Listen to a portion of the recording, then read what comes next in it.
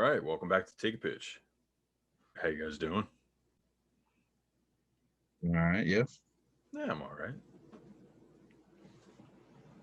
Mike, you got your camera situated? You freezing? Me? No, I'm good. No, It's Max too froze, low, froze too a high. little. That's for the I better. froze a little? Yeah, you froze a little. On my screen, at least. Damn. Yeah, it jumped, but who cares? I don't. Whatever. It's an intro. Before we get into everything, let's do the whole Southside Productions thing. Check out 𝒑𝒓𝒂𝒅𝒊𝒏𝒈. That's 𝒑𝒓𝒂𝒅𝒊𝒏𝒈.com. You find all the information about all of our podcasts on the website, from the tips, on the power play, Tri-State Sports Beat, obviously Take a Pitch, and the cut. New episodes every week from everyone except for the cut, but the cut has a new episode out with the European basketball player, Steve Harris. Well, he's not European, but playing professionally in Europe. He is American. He's playing in Europe. He's an American, yeah. Big Knicks Sure. fan. Yeah, of course. Good buddy of mine from college, and go check that out. It was a great interview. Yeah, fun. great interview. From the Tips is doing a lot of stuff on their socials, so check them out on the socials. From the Tips Pod. Yep. At Instagram. Tri-State Sports Beat, they're just chugging along, doing their thing. Love how they're doing their thing. Yep. Although they're not very happy with a lot of the things that are going on in the NFL world, though. I mean, Can't have everything as a Jets fan, or anything actually. Yeah, that's really it. Check on the power play. out merch on the Power Players merch. What? You forgot about on the power play. Oh yeah, I mean they're weekly. They're great. Matt's been going to Flyers games. Yeah. So he's been having some fun with the stories there. They got merch. Tri-State Sports Beat has merch. We got merch. Check it all out. SouthsideProd.com. Hit it. All right. So, not a very eventful week. No. But there was baseball. Nothing really big happened. I'd say the biggest thing that happened was a couple minor leaguers hitting nukes, and Fernando Tatis stealing or Taking up on a pop up. Yeah. Infield pop up, basically. He's done that before though. He has. Yeah. 2 years ago.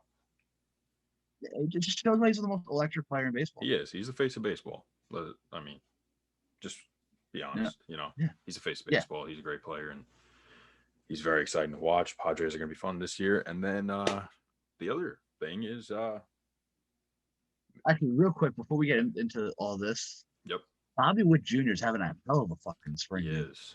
Yes, he is. He hit another nuke tonight. Huh? He hit one He hit against another the nuke tonight. Dodgers. Against the Dodgers, yeah. Off of Urias. Guess where he's going to start the season? In the Triple A. lineup.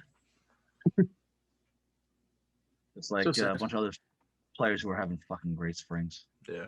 A lot of young guys are having some solid spring trainings. Mm-hmm. A lot of these top prospects are I mean, they're pretty much living up the hype. Yeah. Fun to watch. It's spring training anyway, so we'll see how it goes. But it's still fun to watch. No, it is, of course. One thing I feel like we have to talk on real quick. Darren O'Day's strikeout Yeah, of Tony Walters. that was cool. I like that. But Ouchtown, That's it. population you, bro. classic Tony Walters right there. For those who didn't see it, what was it? A curveball or a slider or what the hell did he I don't throw? even know what it was. It didn't look like. It was just the Darren O'Day pitch. Yeah, I think it was a sinker because it didn't look like a breaking ball. But whatever he threw, kind of ran in on Tony Walters, who actually swung and got hit. Just On the missed the leg. balls, actually. Yeah. Yeah, Right, the inner right, thigh. quad. Yeah, the quad. Either way, that fucking hurts. Mike knows his muscles. Somebody's got it on this. Not, the optics of it were not great. Yeah, pretty brutal. So, R.I.P. Tony Walters. You know it's gonna be living on in loop endlessly for the entire year. Every time his name gets brought up, someone's gonna mention that. Tony Walters? Yeah. Good luck getting his name Right. mentioned. Anyway, I was about to let's say, get. how often is his name going to get mentioned? If we're talking about good hair and mustaches, It's got a point. You got a point. But you did mention that a lot of these top prospects, which is kind of where I was going with. Mhm. We're going to start with the minors, which are going to be featuring new rules. Yes. And I had a little message for my favorite commissioner, What does that say? at Rob Manfred. Leave the rules alone. Yes. Leave Did them you DM alone. did you DM him? No, I haven't slid into his DMs yet. You should. It's not professional, not yet. Do Not yet.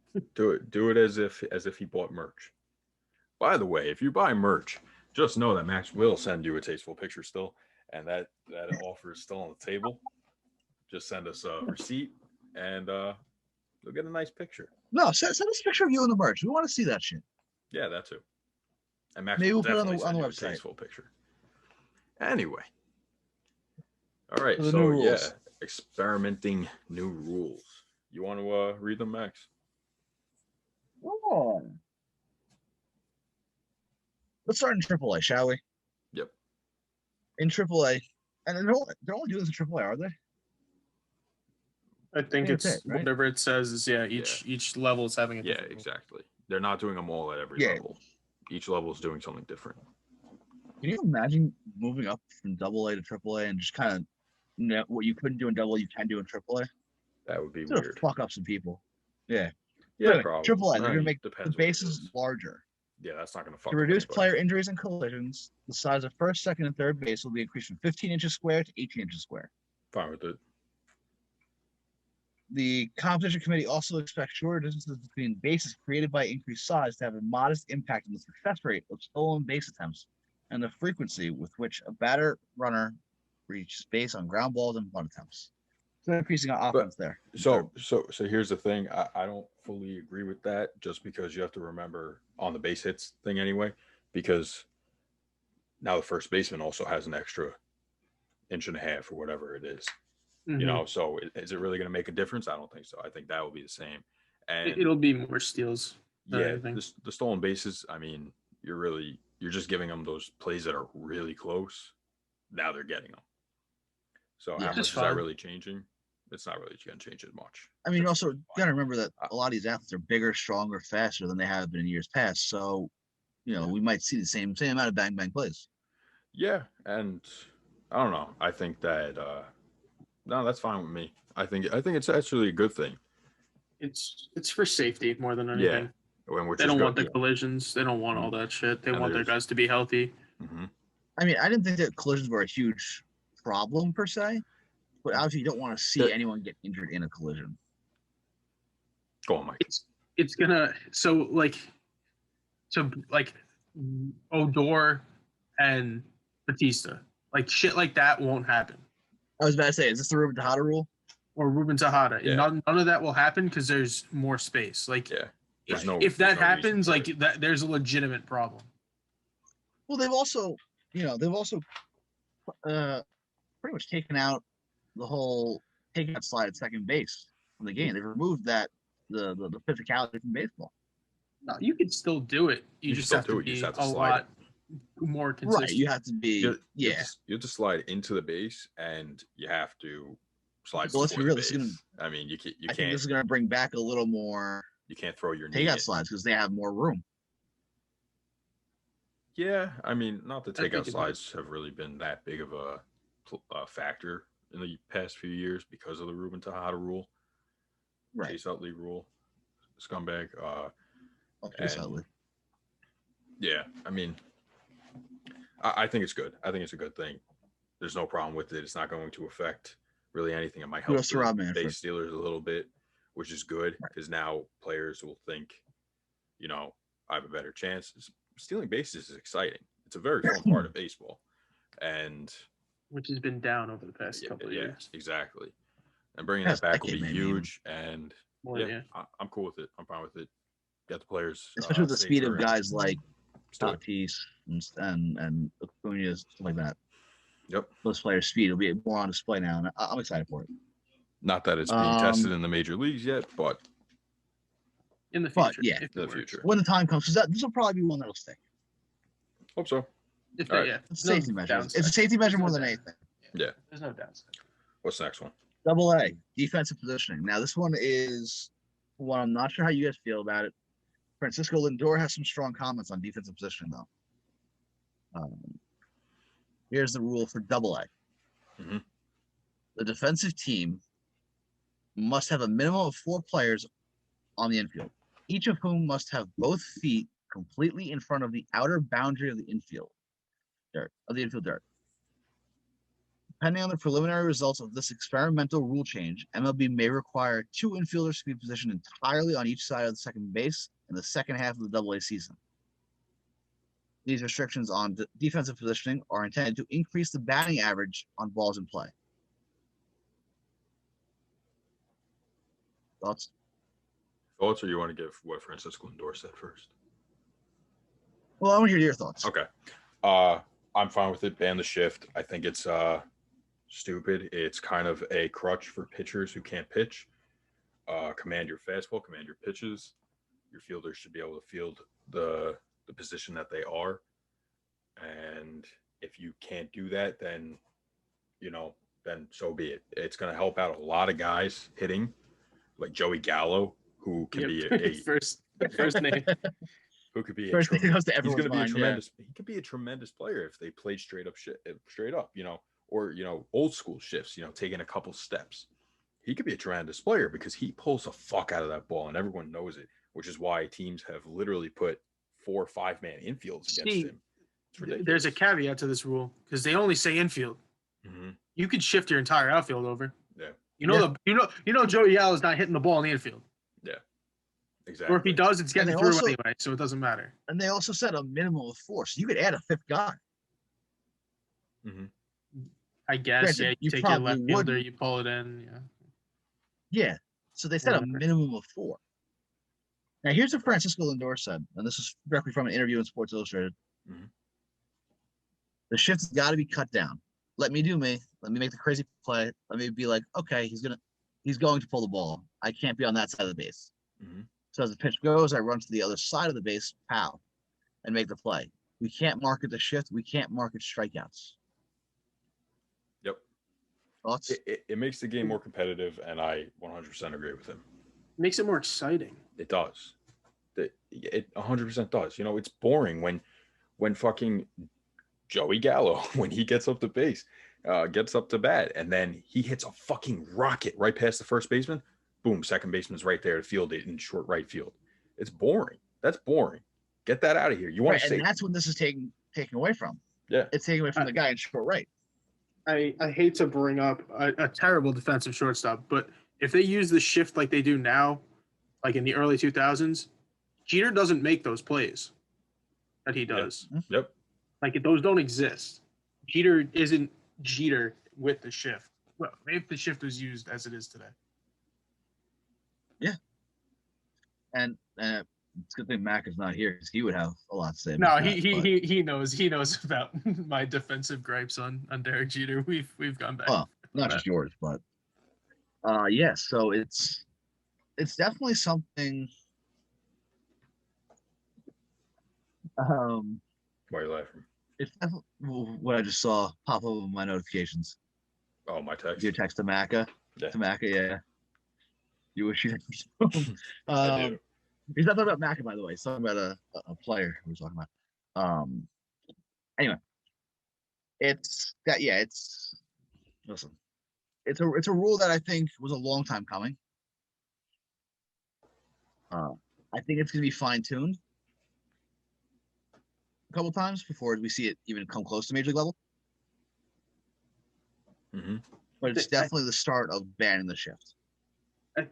I think they have to refine it to where you can be on the outfield grass. Like, what's the point? Like, Jose Reyes used to play deep, like so fucking deep. He used to play on the outfield grass. Like, you have to allow them to at least do that, but you can't have two each. It should be you can only have 2 guys on each side of the base. Yes. Like that should be the rule. So you think that second half where they may add to it should be the rule instead of the beginning? Because you should be able to play on the outfield grass.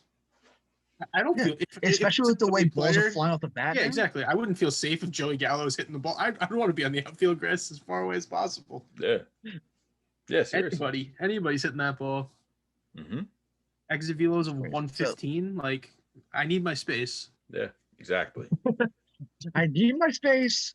It's not a phase. The single A is where it gets really wild. Yep, let's do it. By the way, are we good on double A, by the way? Yeah, that's fine. Yeah, I get rid of the shift.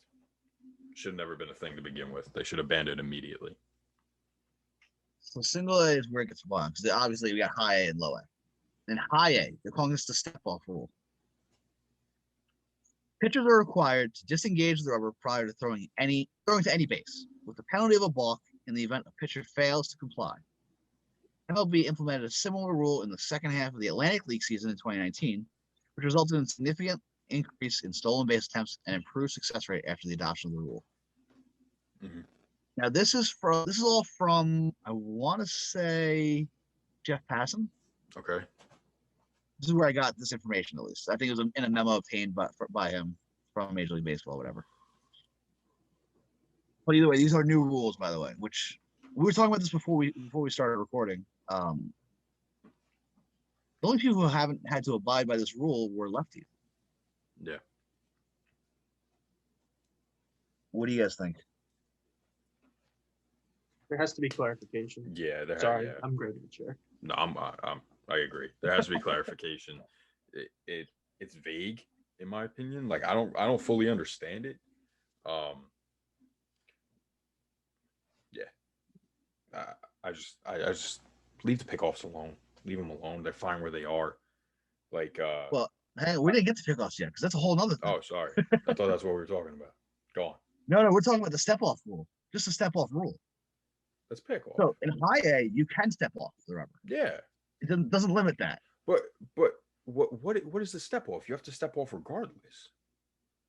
Unless you're a lefty. Unless you're a lefty. Yeah. That's what clarification has to come in. Yeah, exactly. Like what? I don't get what the point of so this do is. All what's lefty, the point? What's the point of this? All these kids in high A who were in high school and college ball and just doing a step throw over without stepping off, they have to totally relearn how to throw over to first. No, a lot of them know how to do it. It's just it's a very unsuccessful way to pick off. You're not gonna. If you're running, you're watching the feet. You're watching that back foot. Yeah. And now if lefties can't do the step and throw, then and they have to step off, now you're literally just locked on that back leg the entire time. It makes the base runner have that much more of a jump. And that's a huge jump against lefties. Like, come on, man. Andy Pettitte doesn't have the career he has with this rule. I mean, look at Julio Urias. He has a nasty pickoff, man, and it ruins him. This ruins him. It ruins a ton of lefties. It's like, I think it was last year, 2 years. Well, again, ago. let's also remember that it's being implemented in testing in A ball, so It hasn't made its way to the majors yet. But yes, it ruins lefties. That's what it does. And it's what's it called? Last year, 2 years ago, 3 years ago, whatever. I'm trying to get light because it looks awkward. Whatever it might be, whenever it was implemented, I don't even remember. The fake step to third base and throw to first base is a balk now, right? So, like that. Like, why did they get rid of that? That was a good move that had been around for 100 years.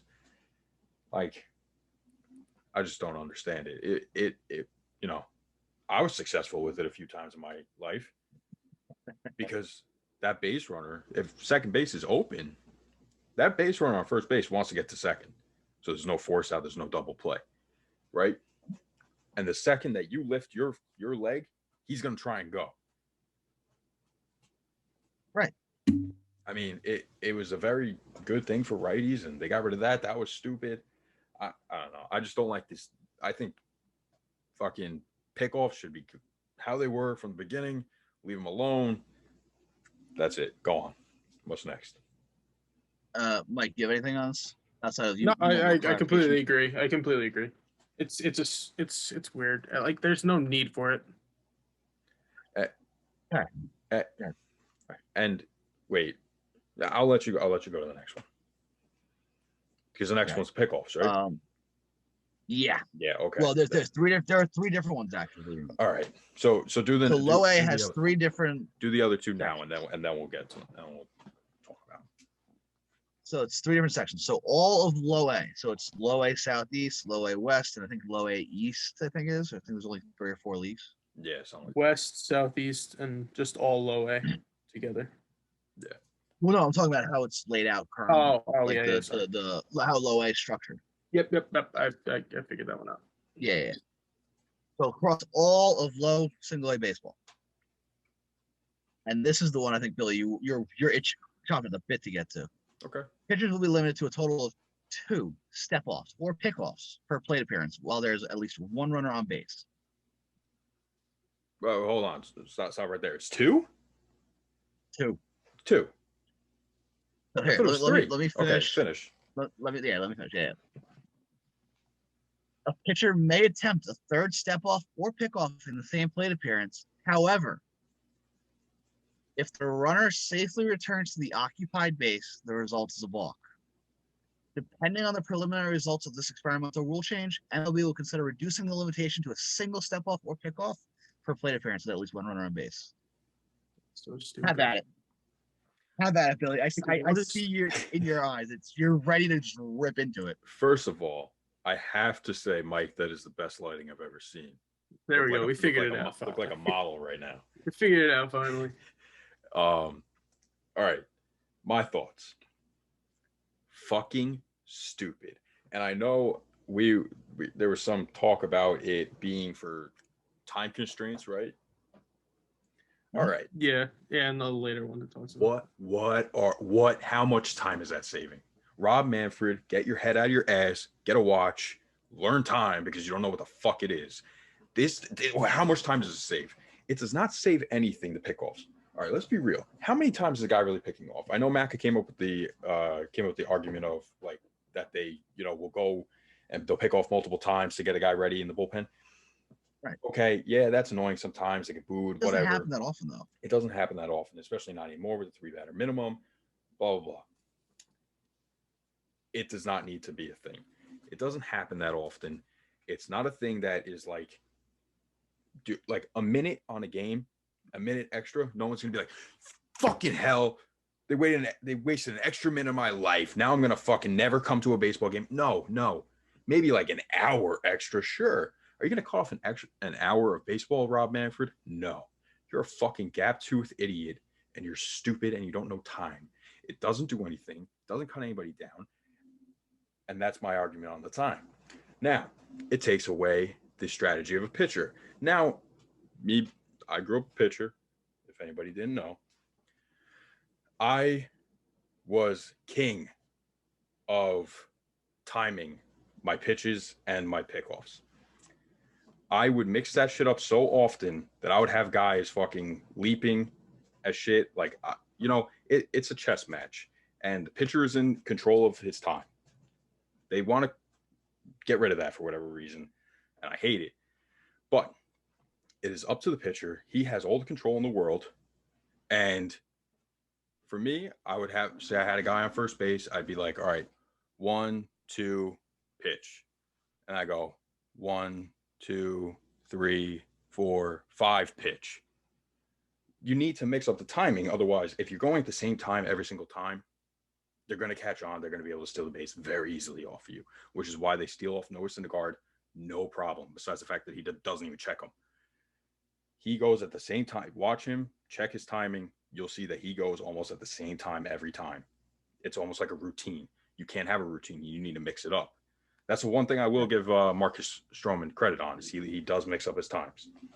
I was just about to say, this makes guys like Stroman that much more valuable, guys who can compose their bodies even just to kind of change up their timing and their rhythm. Yeah. To mix up not just hitters, but the runners. Well, that's what it's about. It's about both, but it's about the runners and the hitters. You're taking away a crucial part of a pitcher and having his say when the pitch goes, and you're trying to destroy it. And I don't like it. it gives too much advantage to the base runner. If you have fucking Buxton, like, I mean, Billy Hamilton, if he's on a team, like, these really, really fast guys, and you're only able to check them once or twice. Rosario gets on, all these fast guys that get on base, they get checked at least 2 or 3 plus times when they're on base, if they're the only guy on. So a guy like Terrence Gore, who is literally only used as a pinch runner, his job gets so much easier. He's getting paid more now. He's going to get paid more. Guys like that are going to become more valuable in this league. And we're going to see guys like Dave Roberts. Dave Roberts is a pinch runner. That's all he was good for. I mean, but that's what he's known for, at least anyway. All right, relax there, simpleton. It's just fucking stupid. It's gonna shave off again seconds, man. And like me and Mike were talking about before we started recording, is that the time of between pitches has gone up a second every single year since they implemented the pitch clock. And it was at, I think, like 29 seconds last year, the average time, right? Or 28, whatever it was. It was high. 20s, definitely upper exactly. 20s, So that clearly didn't help. That worsened the situation because now guys know how much time they have, and it gets in their head. It's a psychology thing. You take the clock away, a pitcher's in his rhythm, he's gonna go. Like Max Scherzer, he probably doesn't even pay attention to it, right? He's just in his rhythm, and when he's getting going, he's fucking going. He does not. Well, you're mentioning. He's also a psychopath. In the nicest way possible, he is a psychopath on the mound. I love it. But we're seeing it in the college game too. Guys like Jack Leiter, they're commanding the time. Yes, they are controlling the game. Jack Leiter, a pitcher steps off. I mean, a hitter steps out. He's standing there ready to go. I'll tell you, it helps. Again, psychopath. It helps so much as a pitcher when you know how to control the time. When you're taking different times between pitches, it messes up. That's the point of that's the biggest thing that you have to do is messing up a hitter's timing. It also helps the hitter because now you take it away. I just hate this rule. It's fucking stupid. Rob Manfred's an idiot. I mean, my question with it is why? Like, where do you see this improving the game? Like, how is this going to improve the game? Baseball is a game of strategy, and it seems like since Rob Manfred took office, strategy has been thrown out the window. Like everything that has involved strategy, lefty specialist, even timing here, something like this, he's trying to get rid of. Yeah. Baseball has always been the pitcher controls the game. And the way he's thinking about it is, we're reducing time. So after we go through all these, let's all give one way that'll actually reduce time that won't affect the game. I have a great one. But anyway, Billy, you mentioned the pitch timers. We'll get to that in a second because that's still on this list, but it's on the next one. Low A Southeast. Now remember, we're switching up the different leagues. So if someone in Low A gets traded this year, they're adjusting to a whole new set of rules. Low A Southeast. In addition to the limitations on step-offs or pickoffs, MLB will expand testing of the automatic ball strike system that began the Atlantic League and Arizona Fall League to select Low A Southeast games to assist home plate umpires in calling balls and strikes, ensure a consistent strike zone is called, and determine the optimal strike zone for the system. I want to point out the wording in this one. To select Low A Southeast games. This isn't across Southeast. This is only a few games. How are you going to ensure a consistent strike zone is called if you're going to apply to select games? I'm taking the wording from directly from this memo. I don't think they have enough technology yet. Yeah. Then why implement it? Just to get a base statistical understanding of how it's going to go. Yeah. This is if they were able to do it.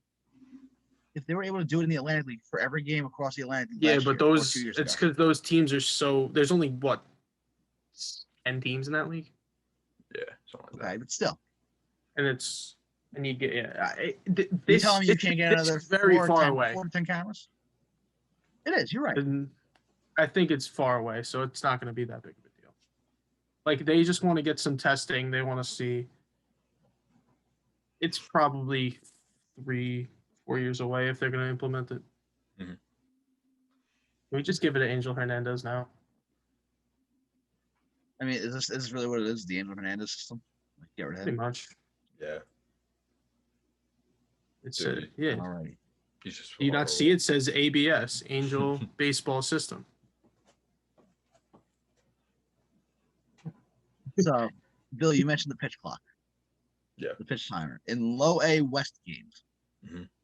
in addition to the limitations on step-offs and pickoffs, following successful pace of game rules testing among Florida State League teams in 2019, on-field timers, one in the outfield, two behind home plate between the dugouts, will be implemented to enforce time limits between delivery of pitches, inning breaks, and changes.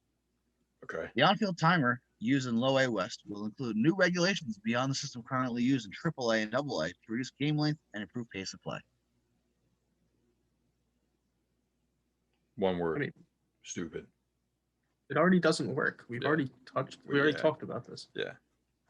And it goes back to what we're saying. If you're standing set, you're set, right? Ready? You mess up the timing. You see your clock's at 2-1, you're gonna have to rush your delivery. I mean, isn't the clock 30 seconds? You're also not looking at the fucking clocks. I mean, 30 seconds isn't 30 seconds is enough time anyway. Yeah, it's a long time. Right. It's fine. It's I don't stupid. know. I just think Rob Manfred needs to leave baseball alone. It was fine aside from the steroid issues when he took office. You know, I mean, he's getting more marketable players to focus on that instead of the fucking game. There wasn't really any steroid issues when he got into office, though. Right. It was that the downfall from the steroid era. Yeah. He was still dealing with kind of the aftershocks of that. Yeah, it was very slow baseball at that point. It was, not power. It was very, very pitcher heavy game at that point. Which was fun, honestly. I mean, then again, we're talking as you're a pitcher. I like to pitch. I like watching pitchers. I like watching hitting, just loves the game.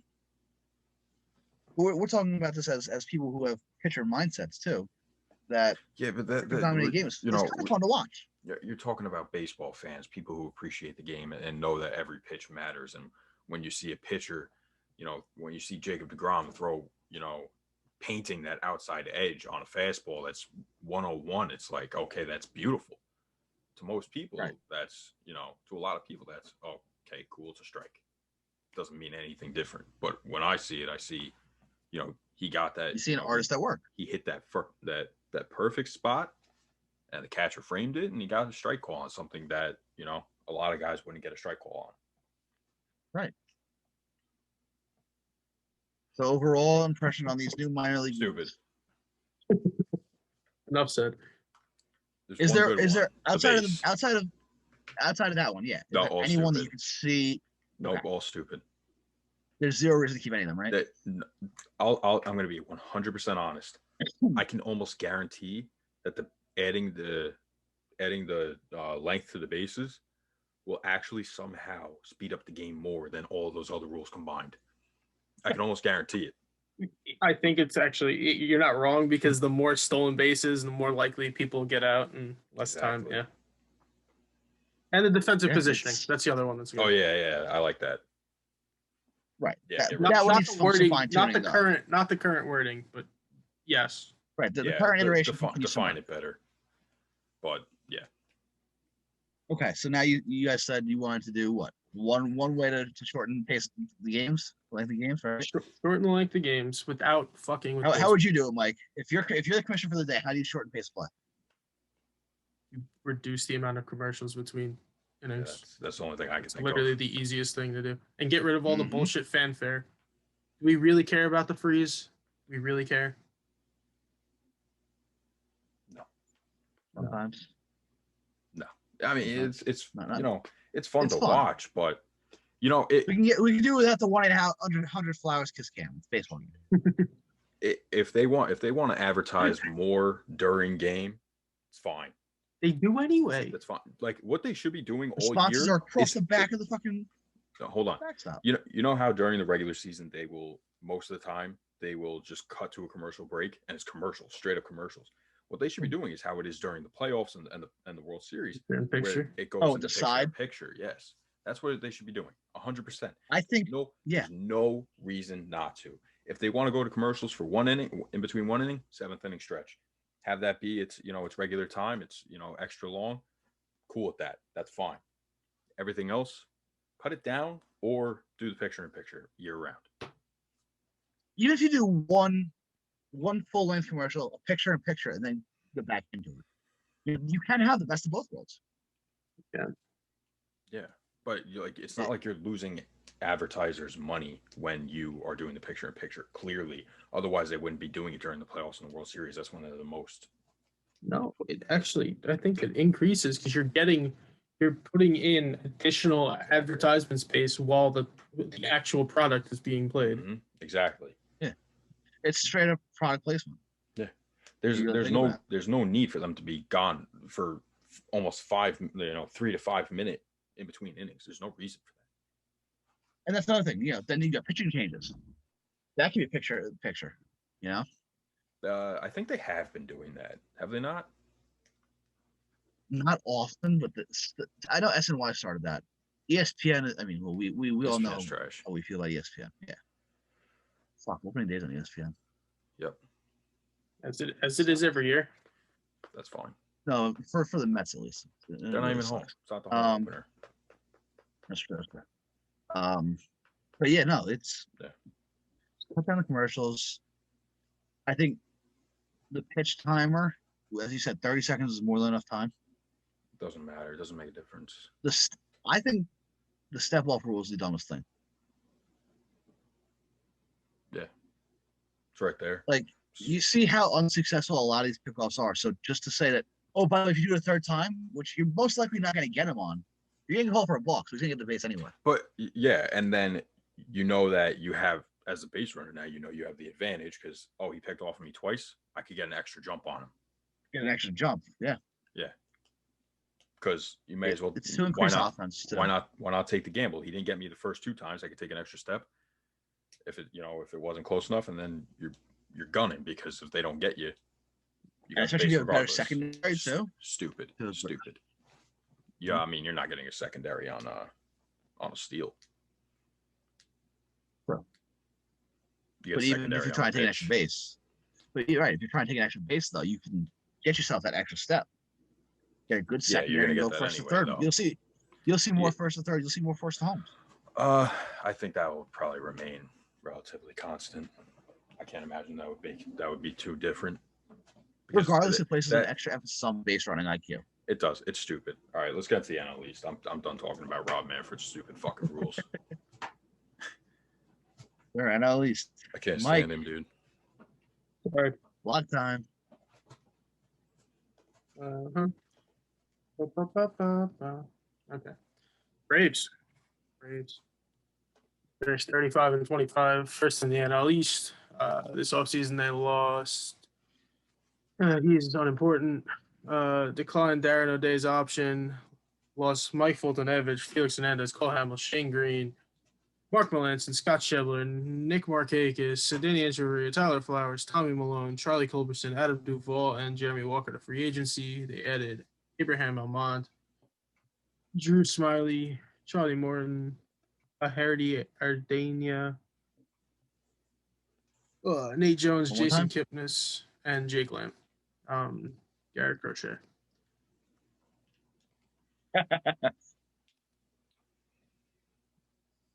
I mean, a good offseason for the Braves. They didn't lose a lot. They added Charlie Morton. Right there. Yep.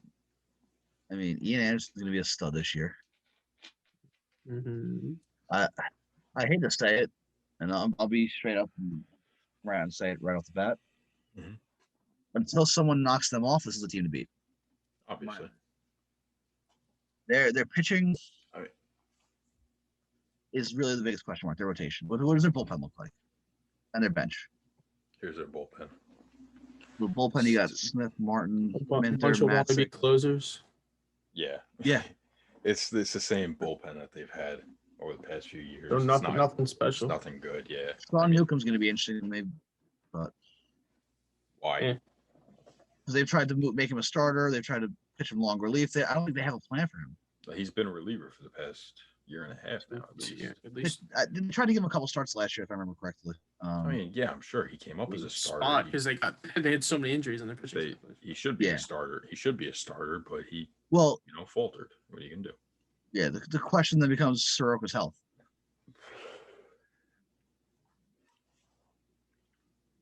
I don't think that there's. When is he going to come back? I don't think that there's going to be an issue with 𝒍𝒂𝒅, personally. You don't think so? No, I don't think so. Why would there be? Well, it's more of a, are they rushing? Is it going to be end up being rushed back? How is the knee? Or it was Achilles, right? Achilles. They're not going to rush him back. Not going to rush him. He'll be fine. Yeah. The Achilles, you take your time with that, and he'll be fine. But it's really what can they do until he gets there? So use the 5 guys that they have. Use this. I mean, this is a decent rotation. I mean, the top 3 are good, definitely. Yeah, Fried, Morton, and Ian Anderson. Yeah. I think Colorado will be better this year, having a full spring. Yeah, you hope, at least. His stuff is nasty. He just did. And then they also have what's his name, Bryce Wilson down in he was good. He was good. Mm-hmm. He was electric, and you want to see their bench? Mm-hmm. Solid bench. Big Lamb, I forgot about him.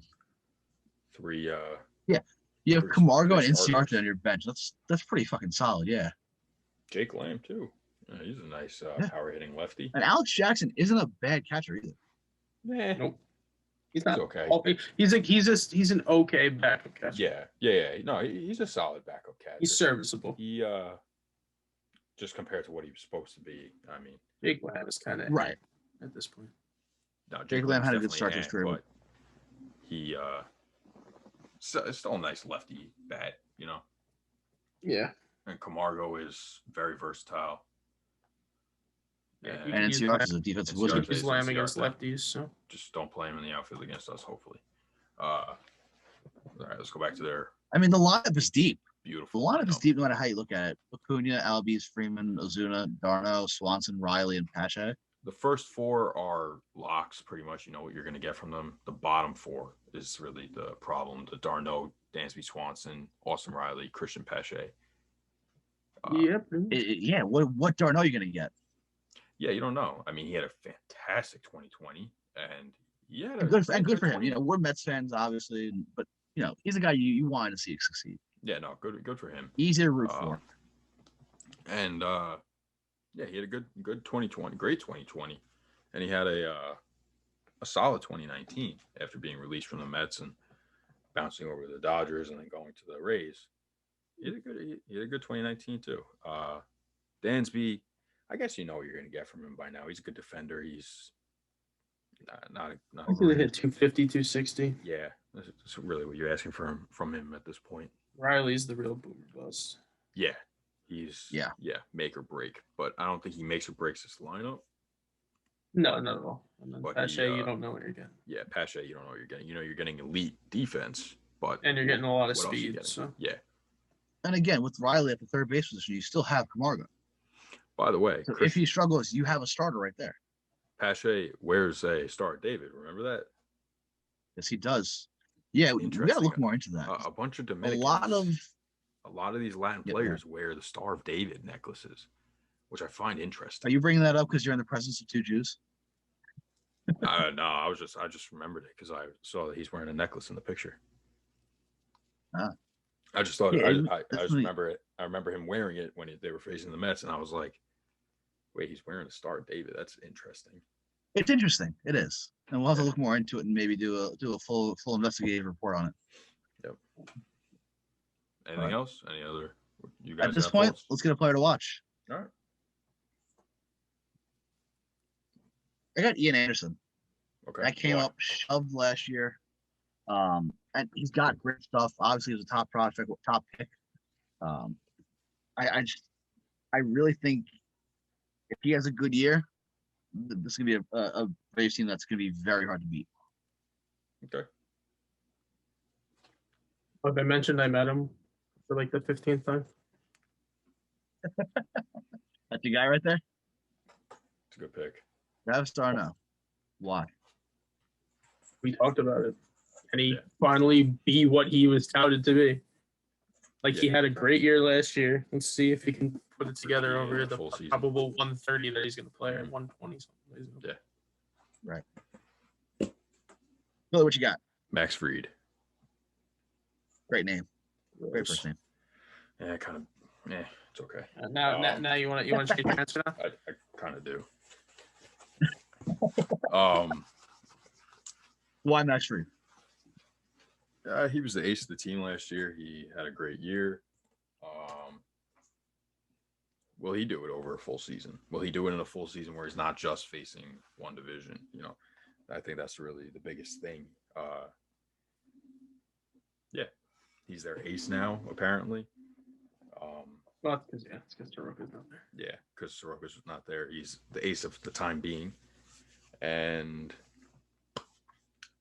yeah, can he do it over a full season? I'd like to know. That's it. All right. Records. How many wins? What's the over under, Billy? 1 sec. Oh no. The over under from DraftKings is 91.5. Okay. I say to hit the big 9-0. I see it. This is a 91 ball club. No matter what way you see it. Yeah, 91 from Mike. I got 93. Okay. We've talked about this. You know, we're going to see a lot of high numbers from this division. We've talked about how it's easily the best division in baseball. I'm just giving you my reasoning. Is because so Pacoda has them at 82 and 80. Yeah, what the fuck was that about? They're always ranked very low by Pacoda and everything prior to the season. Anybody that does like these simulation things, they're always ranked very low. And they always end up being better. I think the biggest question mark, obviously, you got a bunch of question marks in the rotation. Are they going to do what they're going to do? You know you're going to get at Charlie Morton. Ian Anderson, can he have a big breakout year? Hopefully. Do you though? Because he's in a better division this year. That is true. That is true. Thicker offensively throughout the entire division, and he's older. Yeah, that's true. Mm-hmm. Yeah, there you go. Do you know you're going to get what you're going to get at Charlie Morton? You know, it's to me, Charlie Morton's the biggest question mark here. That didn't work. 1 sec. But to me, Charlie Morton's the biggest question mark in that rotation. Yeah. Definitely. I mean, like you said, Mike, Kyle Wright has his stuff, but you know, he's had a full off season now, and obviously an uninterrupted spring. You know, all these things that a lot of no pitchers had last year. I think he'll benefit the most. Mm-hmm. Mm-hmm. New team, next team. The Miami. We got next. Miami Marlins finished surprising 31-29 last year and got a wild card spot. They lost Jordan Yamamoto via trade to the Mets, declined the option of Brandon Kinsler and Nick Vincent. Brandon Kinsler, and lost Nick Vincent, Brad Boxberger, Matt Joyce, Sean Rodriguez, Logan Forsythe, Francisco Cervelli. Anyways, Mike Morin, Jose Urena, and Ryan Stanek. They added Adam Simber, Dylan Florio, and John Curtis via trade, and signed Ross Detweiler, Sandy Leon, Anthony Bass, Adam Duvall, and Gio Gonzalez. They ended up Gio Gonzalez down there to their bullpen. Yeah. Listen, and I'll give you the quick rundown on my end at least. This is a team that got better. You know, they I think they overplayed expectations last year. Obviously, with the whole COVID issue they had last year, we're going to hope to God that doesn't happen again this year for them. Mm-hmm. But this is a team that has a ton of talent. I mean, a little older. Aguilar, Duvall, Alfaro, and Marte. They're not getting any younger. But I mean, if you look at the and go to the rotation, if you don't mind, Billy. Sorry, 1 second. Yeah. they have a very young rotation, and I think that's going to be the key here is how they're going to perform. Yeah. I mean, you have Fangraphs have Sixto as a four starter. That's impressive. Yeah, I think it's just because he's young. Yeah, I think so. It's not impressive. Yeah. But the youth and the talent in this rotation, the potential is there for this to be an elite rotation outside Trevor Rogers. But that's kind of my thing there. I mean, Pablo, I'm not a big fan of Pablo Lopez. I know he's so hit or miss. He kills the Mets, but I'm not sold on him. He throws like 87 miles an hour, and I'm not really sold on him. But besides that, Sandy Alcantara is he's pretty good. He's an all-star. Yeah, he's got a live arm. He's a good pitcher. He could be a great pitcher. What does their bench look like and their other bullpen? Their bullpen, who I had to create every single one of them besides 𝒂𝒑𝒄𝒂𝒅𝒊𝒏𝒈. That was fun. Because Anthony Bass, 𝒍𝒆𝒂𝒅𝒊𝒏𝒈, Flyer. Brutal. This bullpen. It's a decent bullpen. Yeah, it's decent. Weiler give you innings. Simber will get you outs. Yeah, I might. It's middle of the division, in my opinion. Oh yeah, well, I mean, we're also in a tough division here. We're talking about their bullpen is solid. Like it's no. If you put this bullpen in any other division, I think it'll be the top two bullpen divisions. I don't agree. I think the NL East has some pretty shitty fucking bullpens, and we'll get to them. Bullpen's better than the Braves. I think, that's what I was gonna say. I think they're better than the Braves. They're definitely better than the Phillies. And the Nationals. We'll get to the Phillies in a little bit. That'd be like throwing me, Max, us four in there. No disrespect, Billy, but you're good. Us three compared to Billy somewhere else. Simber's hard to hit. John Curtis can get out. Nasty. We saw how John Curtis was that Tampa team. He was great in the playoffs. Not for the Rays last year. Isn't it interesting? Presence. Isn't it interesting how the Rays and the Marlins interact with their players? Yeah, it is. It actually is kind of fun. They don't act as a normal, same state rival. They kind of just don't give a shit because they both suck at times. So like money wise, they both suck anyway. Should I say? And what is their bench? By the way, the Marlins are not a bad team, honestly. No, they're very up and coming, and they got a decent bench. Again, like another team with a decent bench. John Birdie, fuck him, by the way. Fucking kills the Mets, bro. Dude, so does Garrett Cooper. Yeah. Does he? Yeah. A little bit. I'm just happy Peter O'Brien's not here, man. This is. That was a travesty. Their lineup, they got a good lineup, man. They did. Yeah, where is Lewis Brinson? He's in AAA. And Monte Harrison too. Oh, they cut him. Monte Harrison. No, they didn't cut. Interesting. They didn't cut. No, they didn't. It's just projected. Oh, they're just not going to start him. I mean, he's going to start in AAA. Yeah, he needs it. That's number one. Number two, where is he going to take him over Marte, Dickerson, or Duvall? No, you can't hit. He can field and he can run, but he can't hit. All these guys are better hitters. Right. And in this day and age, you got to take that. Run a little low A, so where he can run. Yeah. AAA, where he'll have the bigger bases, right? Yeah, true. Yeah. And Monte Harrison too. Watch out for him. They can just sprint around. He'll that team's gonna fire on the bases. All right. All righty. Play to watch. I got mine. Sixto. It's an easy choice. I don't know if it's a cop-out choice, but that was my other guy. Brian Anderson. Great pick. Isan Diaz. Did he hit that home run in this first game against the Mets? Is that why? Off the ground. Well, listen, the guy's got good tools. He will make an impact at some point. That's electric too. Yeah. He had a little injury issues last year. Didn't he opt out originally too, and then come back? Yes, he did. Yes. Yeah, and then he had like an injury later on in the year. But I like the kid. I think good player. Yeah. And it'll be interesting to watch. That was such a fun. When he hit that home run, that was so funny. His dad was getting interviewed by Gelbs. Yeah. Mm-hmm. And then he just started. Didn't he start hugging Gelbs? Yep. Yeah. That's my boy. That's my boy. That was great. Great moment. They show that all the time on MLB Network. I mean, yeah, it's a phenomenal moment to start your career. Oh yeah, especially off Degrom.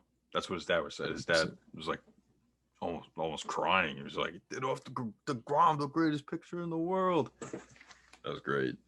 All right, record totals. What's the line? Win total.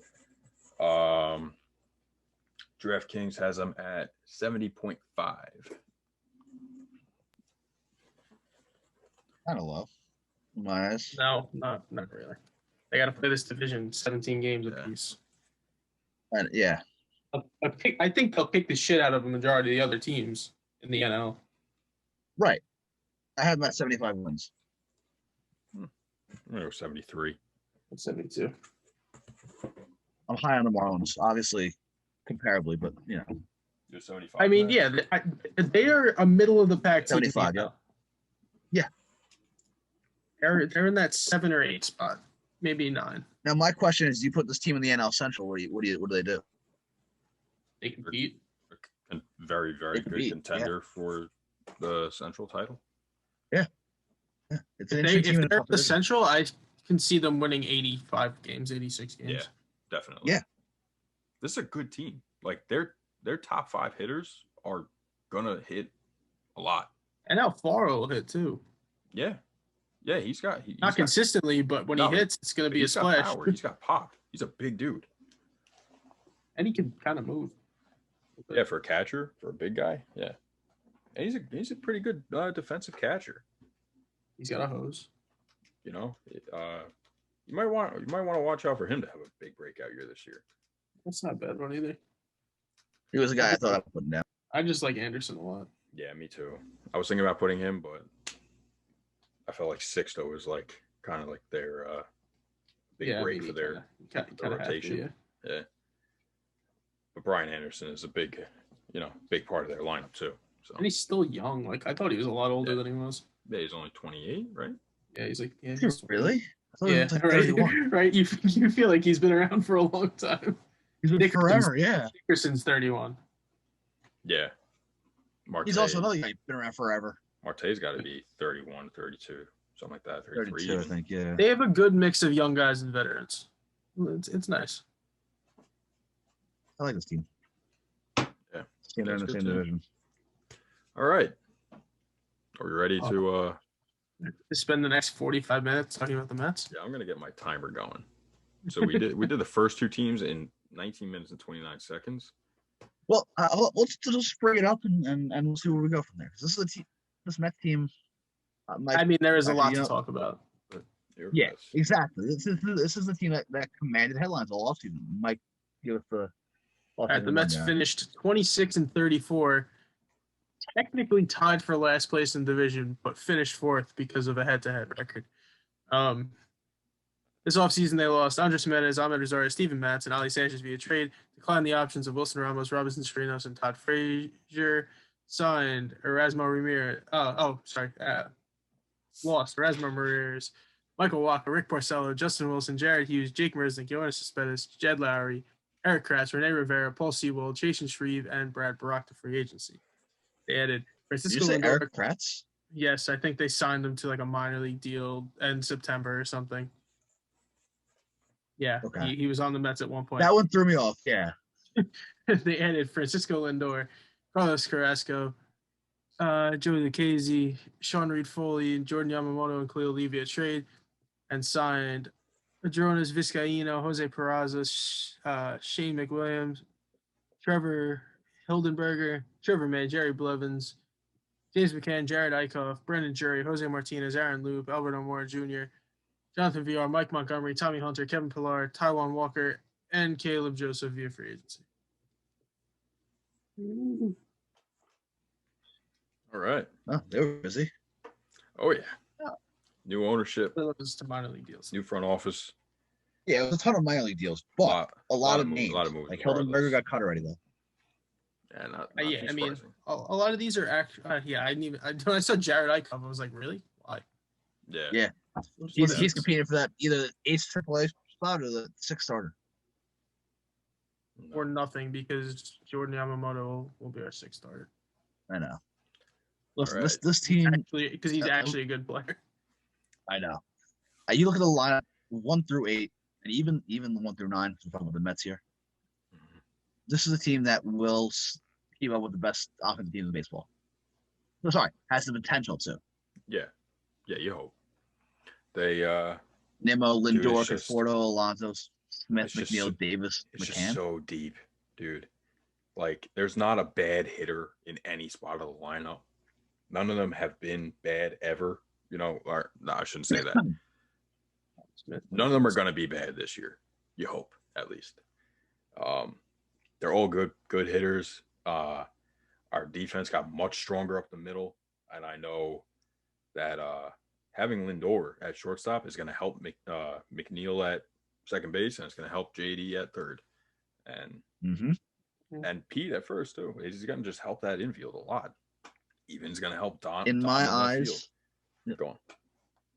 In my eyes, this is the best lineup, arguably in baseball. It's up there. It's either them or I think it's either them or the Twins. Top 15. Top 30. Top 30. Top 29. They correct the top 30. I mean, then you look at the pitching side of things too. Well, let's go to the bench real quick. Bench? Yeah.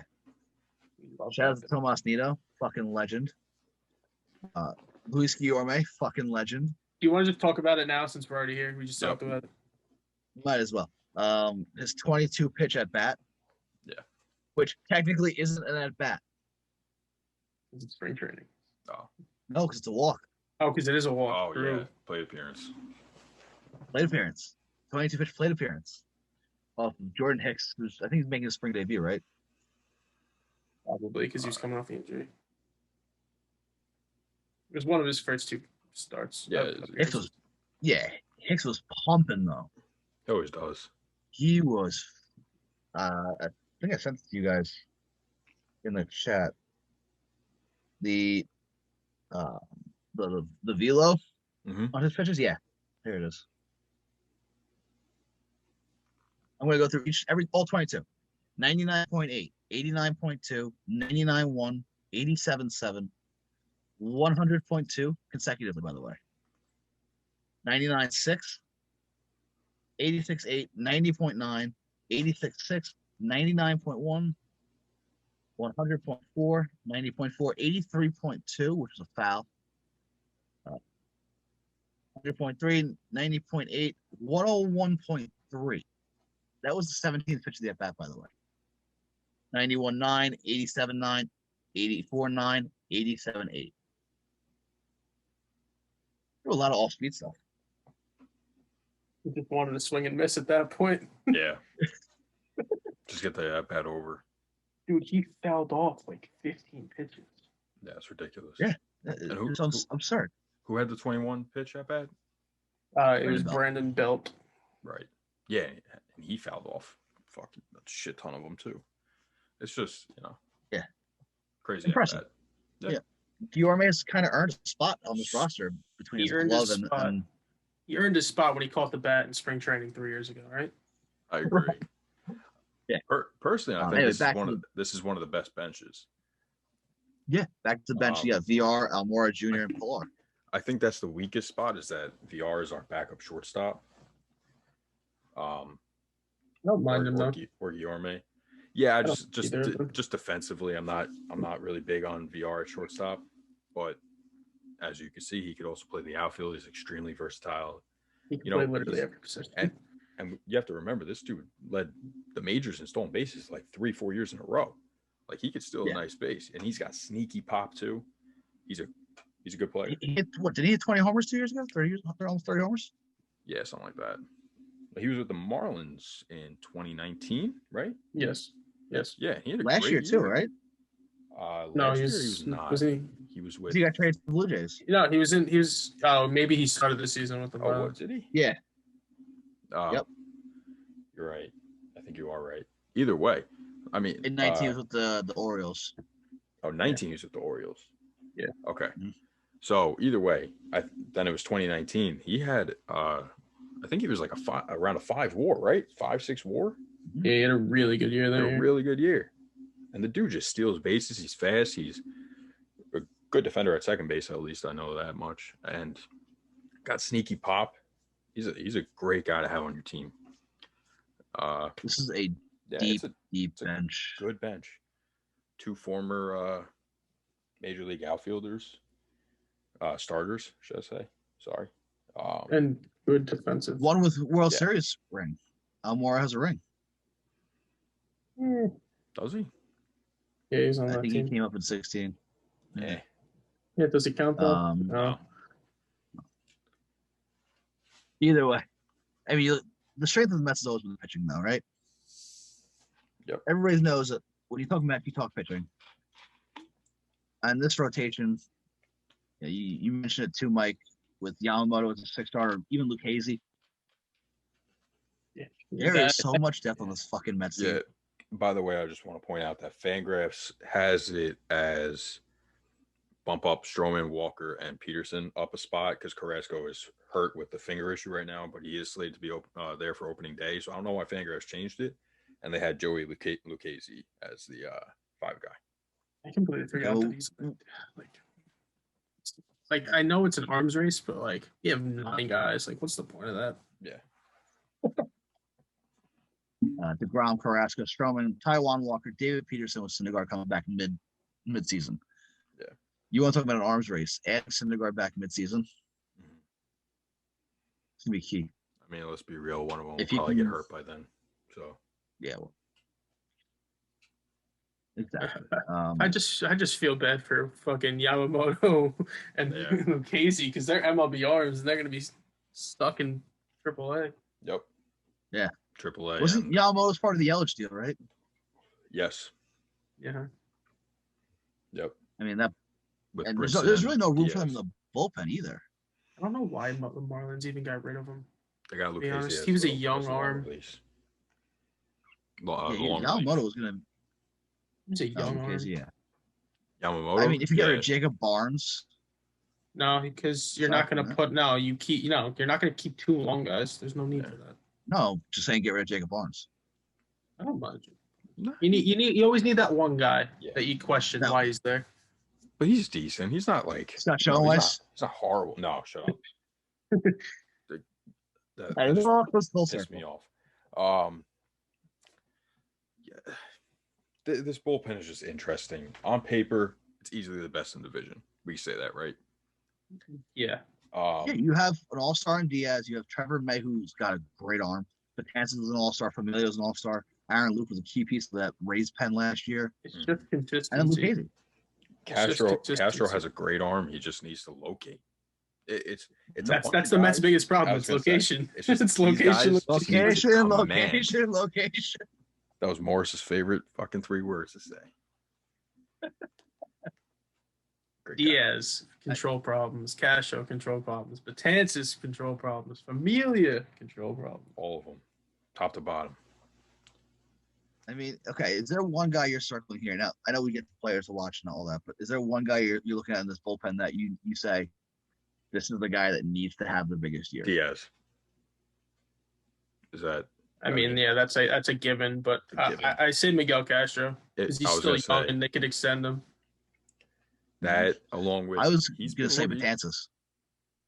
Nah, I'm okay if he walks. I don't me too. Same thing with Familia. It's not so much that he walks, but if he or Familia don't have quality years, this team's gonna struggle. I think because then that really thins the herd in that bullpen. They have other depth too, though, that they'll probably keep in AAA. Yeah, but the AAA team to be a fucking MLB team, by the way. It was last year too, and the year before. Yeah. It always is. Yeah, it's smart to do though. Yeah, makes sense. Yeah, I mean, I like the yeah. 𝒂𝒂𝒅 thing just because he does have a live arm. He's young. I mean, the dude chucks it. I mean, he can be really good. Like his stuff is. He tops at what, 98? No, dude, he tops it. He hit just triple. hit 100. Yeah, he just hit 100 like Did 2 he days really? ago. Whenever he pitched, I think it was 2-3 days ago. Yeah, I didn't see that. It was actually funny today. I was watching Trevor May stream during the Met game. Like he just wasn't there. He didn't have to go, so he just wasn't there. He was streaming. Every morning he tweets, "Let's go Mets." I love it. No, yeah, I was watching. He's asking the chat, "Did the Mets win yet?" He's like, "Yeah, I got to send out my tweet as soon as the game ends." I think he's the biggest lock of the bullpen of a guy that you're gonna get. But, yeah, he's the most consistent. Yeah, exactly. But I think he's gonna take a step forward, honestly, this year than he has. Yeah, because there's a lot more around him, like in the bullpen wise. Yes. Like, I mean, in Minnesota, it was only like who was it? It was him and Taylor Rogers. Rogers and fucking Sergio Romo. And that was This bullpen is deep enough to where he has a lot of extra. Yeah, exactly. Like, he's not going to get overused. He doesn't have to be the guy. These guys should get even amount of times, and you have to remember also how bullpens work nowadays. These guys are going to be in and out. Injuries are going to happen. There are going to be guys coming up from the minor leagues. It's going to happen a lot. So. And that we also forgot about the Mets bench. I mean, I know there was a bad injury, but if Jose Martinez comes back, that's a stick. That's who's the odd man out? Oh wait, and we also look at the bullpen. Who are we missing? Seth Lugo. The best reliever on the team. Oh yeah, Seth Lugo. Yeah. Dude, there are so many pieces already missing. I appreciate that so much because the entire time I was making this, I was like, yo, something just feels weird about this. Like I don't feel comfortable making this because something feels off. And there you go. Seth Lugo. Holy shit. Because I'm on the Fangraphs page right now. And it was like, I scrolling down. I was like, all right. I was like, oh yeah, that guy. That's the best reliever on the team. It says like injuries and stuff. Yeah. Yeah. I think Gesellman's not even in there too. Like, I mean, not that Gesellman was really good, but like he's another guy that's gonna be in the system. Yeah, and he'll be there. Does he have any options left? He has to. Pitchers at the bottom. But then there you go, Max. Jacob Barnes gets the boot when Lugo comes back. Which that's interesting to me because Gesellman has 2 options left. Yeah, that's what I thought. Because you can use Castro as a setup guy, you can use Trevor May as a setup guy, you use Kansas Familia, any of these other setup guys. You add Lugo to the mix. This is a team that you don't want to be down facing. The sheer potential of this bullpen is astronomical. See, I'm taking my bias out of this too, because you look at this again. Familia, an all-star, saved 50 games 1 year. Matanzas, an all-star, highest K per 9 rate probably in this bullpen. Castro, live arm. Trevor May, you said you think he's gonna take a step and elevate his game. He's already very good. Mm-hmm. Diaz, live arm, all-star, saved 50 some odd games. You added Seth Lugo, who's already one of the best bullpen pieces in baseball. Yeah. And again, let's not forget Aaron Luke, key piece in that Rays pen. This is a team that if you're down in the 6th or 7th inning, you're fucked. Yeah. I mean, I have their depth here, by the way. So it's oh, sorry. Sorry. No, you go. They have Tarpley, Drew Smith, Daniel Zamora, and then they have Blevins, Vizcaíno, and Tommy Hunter as like 6 guys that could actually come in and do stuff. And that's what I was gonna say is Aaron Luke gets hurt. We got good old Jerry Blevins, who said he came back to New York because if he was going to win a World Series to end his career, he would want to be with the Mets. And Zamora wasn't bad at all last year. I mean, Zamora's had his ups and downs. He just doesn't throw hard. And Tarpley wasn't terrible for us last year either. Go on, Max. He was with the Marlins. Oh, sorry, But he didn't do bad. Yeah, he was with the Marlins, yeah. We added the shit. But Drew Smith is a guy. Drew Smith is a guy who I like looking at. I mean, he's not going to be my player to watch, but he was a big piece in 2016-17, right?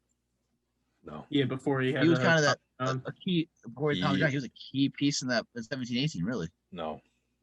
He got traded here from the Lucas Duda deal.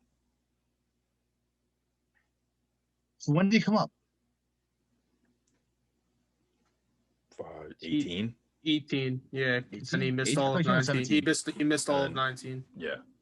with the and then TJ. 20. Yeah, right. But he was good in 18. He was very good in 18. He was good in 18, and he was a guy that the Mets were banking on having a very good year in 19 before the surgery, and then 20. But he's take a year and keep rehabbing and get himself right. Yes. He's a guy I fully expect to see in this bullpen at some point. Yeah. And he will. I'm sure he will get up there sometime. You can't say that that Betances. You can't say Betances, Familia, and Jacob Barnes are going to be there all year. You can't. Right. It's just that is not. And especially with Betances and Familia, the injury bug's going to bite one of them. You hate to say it. Probably both of them. This is the Mets. Right. We know what's going to happen. Yeah. And them themselves, they've always. Ray Ramirez Carstow's on his way out. On his way out. All right. Let's do player watch. You want me to go back up to the rotation? You mean his entire time there? Player watch. I got two. I got one because I don't want to be a cheater. The entire team. I'm gonna go with Dom Smith. He eats and he sleeps. He eats. He sleeps. I got Nimmo and Carrasco. Okay. I guess I have to change mine. I have Nimmo. Nimmo? Yeah, Nimmo. It has to be. Dude, the way he hits, like, everybody has to just shut the fuck up about him not being able to play all-star caliber defense. That's what I'm saying. Have you seen what he's like? I mean, yeah, it's spring training, but dude, he's batting like 450. I mean, even if you want to talk about spring training, I think that the one thing that definitely does matter in spring training is fielding and base running. And he's actually looked pretty good defensively, I'd say.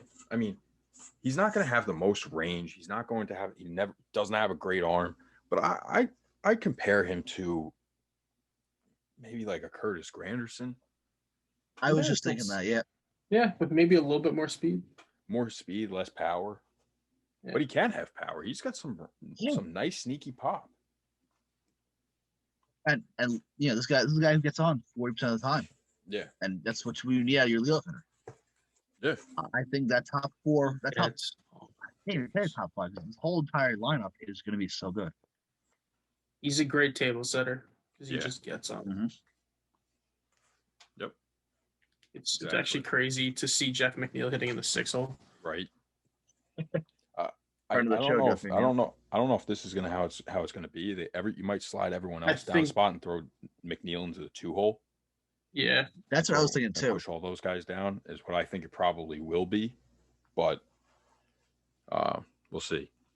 And the good thing is, we've struggled. Brandon Nimmo's gotten hurt, and McNeil doesn't do too great in the leadoff spot. But what's it called? Lindor, he could lead off, and we've had Conforto lead off a lot, and he was successful there. So. Yeah. We have a lot of guys that you could pretty much place any of them anywhere in this lineup, and I wouldn't really be angry. Yeah, not at all. You know what's crazy? We've spent the last 10 or so minutes in the Mets, and we haven't mentioned Jacob Degrom. Try 20 minutes. That shows you how well-rounded this team is. Yeah, I mean, there's so many different talking points. What is there to say? Be honest. What is there to say about Jacob Degrom? The fact that he's now hitting 102 is fucking insane. I mean, he hit 102 last year. It's just. Did he?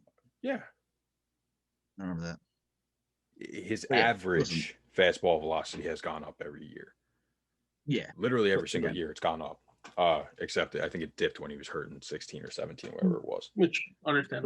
With him leading the way, chips in his elbow. Yeah. But go on, Max. I'm saying it's amazing that we haven't mentioned him because he's the best pitcher in baseball right now, and quite possibly the best pitcher we're watching of this last, I'd say, 7 to 10 years, or there's this like 7 to 10 year stretch. His career, is the best pitcher of his career, I think. Yeah. Kershaw's the best. Right? Kershaw's the best one. Well, yeah, Kershaw, yeah, right. But I mean, but then also, what about Max Scherzer? Scherzer's right, the old from the time DeGrom came up to right now, he is the cool 1 or 2. The cool thing that we're seeing is that DeGrom is a second coming of Scherzer, where Scherzer didn't figure it out until he was 30. Now we're seeing that with DeGrom, where DeGrom figured it out when he was 29-30 that season in 2018 is where he really, clicked, and he was just off the rails. And, he's the best pitcher in baseball. He's fun as fuck to watch. I mean, it's Jacob Degrom. Where, that's another guy to keep an eye on this year. And because of the improved defense, we haven't really mentioned this. Marcus Stroman, he's got to get back to getting ground balls. Like he didn't do when he came over. This improved I know defense. What are you talking about? Lindor, we improved one position. And McCann. That definitely helps a lot. Having a more competent catcher I feel like is gonna help you. I agree. And shortstop. No, it definitely improved a little, but I don't think that it doesn't. I don't think that it. Lindor's range means JD doesn't have to cover as much space, as much ground. All this stuff, it's just gonna help. It's the little things that's gonna help show if he can get back to getting ground balls. Yeah, that's the biggest. That's the biggest key. And you watch him, and I've said this plenty of times before.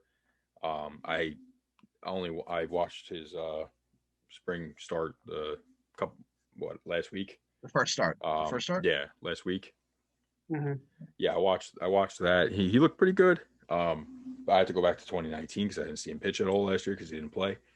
And you notice that he likes to open up a lot, which in turn you're going to be throwing high pitches. And when you're a sinker ball pitcher, that's going to burn you, which is why he was getting burned on a lot of extra base hits, a lot of, balls in the gaps, a lot of home runs. If he can command that and he can throw it down in the zone, throw that sinker down in the zone, yeah, he will have a successful year. What was it, 2015, 2016 when he who cares? Really If he can get back to that, then he'll be fine. Yeah, that's not going to happen. But all right, records, because we spent way too much time on the Mets. Yep, we're at how many minutes are we at? Okay, cool. 94. Nice. 90 and 72 or 72 and 90. There's nowhere in between. No, you're right. 94, right? Yep. Cool. Thank you. Pretty much. Yeah. Any final notes? No. Nationals. Cool. Nationals finished 26-34 in last place based on the tiebreaker we just talked about with the Mets.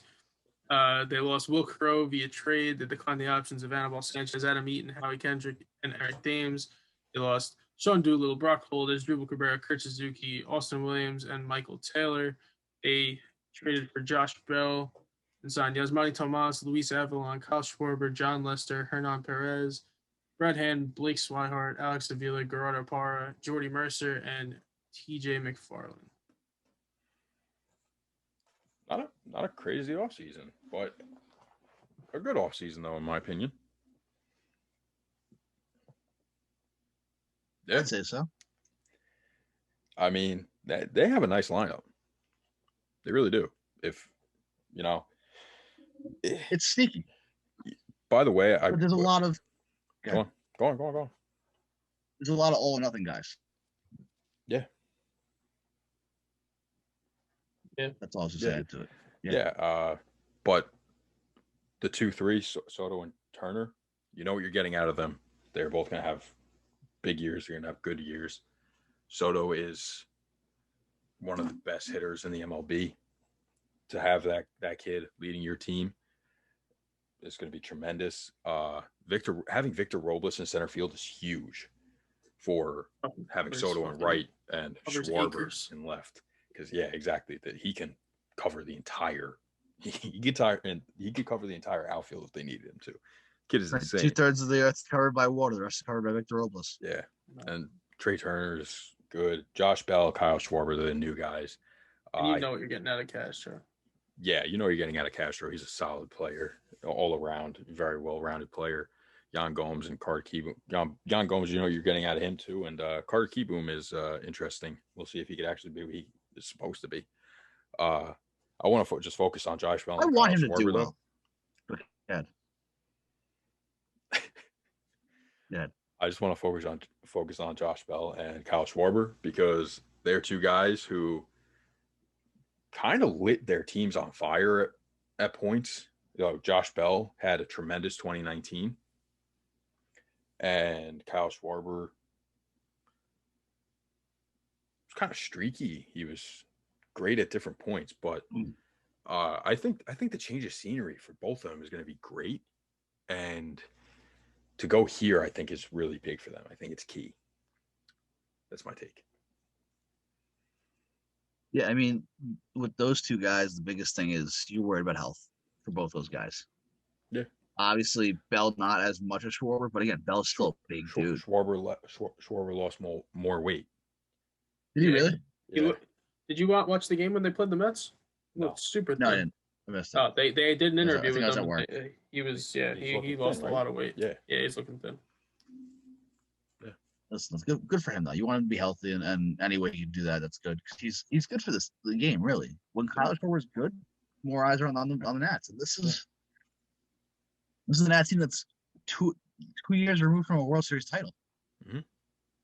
You know, you look at their pitching too, and it's something to really be desired. Yeah. I mean, go on, just go to the rotation real quick. John Lester's getting up there in age. Joe Ross is still Joe Ross. Kind of fucking surprised to see Joe Ross still there, honestly. Yeah. Dude, it feels like he's been there for like 8 years. Right? He's only 27. I know. It's crazy. Yeah. You're thinking of his brother. Yeah. Who's older. Tyson. Thinking of Tyson, who's no, I'm thinking of Joe Ross. I've been there forever.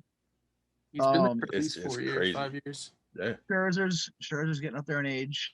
You know, he's still Matt Scherzer. So they all are. They all are. I mean, that's. But my thing is Corbin. I don't think Corbin's lived up to his contract. He was really good in 19. Yeah, I think he had a really good year in 19. He was really good in 19. In my opinion, at least. I don't know. He was only there. 19 was his first year. Yeah, and he was there last year. Yeah. And then Strasburg is Strasburg. I like Patrick Corbin. I always have. I think he's a very good lefty. And to break up Scherzer and Strasburg and having Corbin in the middle of them, phenomenal. Right. I think that. Okay. I think that the biggest thing for them is that they won the World Series. A lot of them were getting used very, very strongly in the playoffs in 2019. A lot of the, Scherzer, Corbin, and Strasburg, they were used a lot in those playoffs, coming out of the bullpen and worth it. But having the shortened season, I think that having the shortened season in 2020 is going to pay off for them big. I think that it will help them this year. Yeah, so I have Corbin's. He sucked last year. That's probably where my head went to. 2-7 with a 4.66, but 19, 14-7, 3.25, 1.18. Right. 138 ERA plus. Yeah. Good 3.49. Yeah. What does their bullpen look like? Than Zion. Say again. Their bullpen. I forgot they had a Brad Hand. Yeah. Kind of similar to what it has been. Yeah. They pretty much just replaced Sean Doolittle. That's all it was. With minus Mets lover, Sean Doolittle. Yeah. Brad Hand's better. I miss him. I mean, it helps them. It's not a good bullpen, though. I mean, Daniel Hudson had, randomly turned it on in 2019. Tanner Rainey wasn't terrible either. Yeah, he's got a nice arm, but Wander Suero was all or nothing. Yeah. Well, Harris was their bench. Ryan Zimmerman still there. Somehow. Harrison Parra, Stevenson, and a weird bench. Bad bench, actually. It's not bad. It's good name wise, but it's veteran bench. Yeah. Exactly. Like the best player on here, it might honestly be Andrew Stevenson at this point in time. Yeah. I just don't know who that is. No. He's the weirdo. I don't think he wears batting gloves. High socks, no batting gloves. Yeah. Oh, he's one of those. Yeah. All right, player watch. As skinny as a stick. Too. Yeah. Player to watch. Josh Bell. Let's go player to watch. I was gonna put Josh Bell as well, but Archie Boone is a great choice. Max, why do you pick Josh Bell? To me, as you said, the change of scenery is going to help him. I think putting him in this lineup behind Soto and in front of Schwarber. Yeah, it's gonna be a good mix for him, and he's gonna see. Honestly, I don't think he's gonna get walked a lot. I don't think there's gonna be they're not gonna pitch around him. I'm saying. I think they'll try to attack him, and that's going to result in more hits. I think to me. Good. I think this is a guy that needed a change of scenery, and it's a ballpark where he can just launch baseballs. Yeah. All right. High wall and right. Yeah. 𝒂𝒂𝒅𝒊𝒏𝒈. Yep. Yeah, I just want to see what he can do. When he came up, he made a splash, but got a full spring training in. Actually, start the season with the team. We'll see. Yeah. He's got a high upside. If he can figure out how to hit. All right, I can't. Who's their backup for him? So bad, I'll bear back. Who is their backup for Keyboom? It'd be Harrison, probably Harrison, or Zimmerman. Stick him back at third. Because Ryan Zimmerman's gonna fucking play third base. Miguel Sano played gonna happen. Miguel Sano played third base. Well, yeah, but he wasn't 38 years old. He had the weight, the age. 38. Sano was what, 24? Yeah, I don't know. Yeah, exactly. Exactly. It's the same range. All right, we could do our while Billy's gone. I could do the intro. I had 88. You had 88. I'm in that ballpark. I got 87. Yeah, they're gonna be fucking figure out how to write a 7. I think this team is gonna be there at the end. I just don't think they have enough to overtake the Braves and the Mets. Yep. All right. We'll hear our Phillies when he gets back. So I'll prep the Phillies. Phillies gone. Phillies finished 28-32, third in the division. They lost Garrett Clevenger, Cole Irving, and Yohan Cadeza. The trade. I don't know. These are all prospects, I guess. Declined the options of David Robertson and David Phelps. Lost Jake Arrieta, Brandon Workman, Jose Alvarez, Jay Bruce, Adam Morgan, Heath Hembry, Blake Parker, and Phil Gosselin. They added Jose Alvarado, Sam Coonrod, and CJ Chatham via trade, and signed Neftali Feliz, Miguel Leona, Archie Bradley, Ivan Nova, Matt Moore, Hector Rendon, Chase Anderson, Brandon Kinsler, Matt Joyce, Travis Jankowski, Jeff Mathis, Tony Watson, and Brad Miller. We moved on to the Phillies. You could say what's your win total for the Nats? You weren't here. 84. I was 88. I had 87. Mike had 88. Well, thank you. Yeah, we just wanted to keep it going, so it wasn't any dead time. Thank you. So the Phillies. I mean, a lot of their work was in their bullpen this offseason. When this team would be good. A lot of 2013.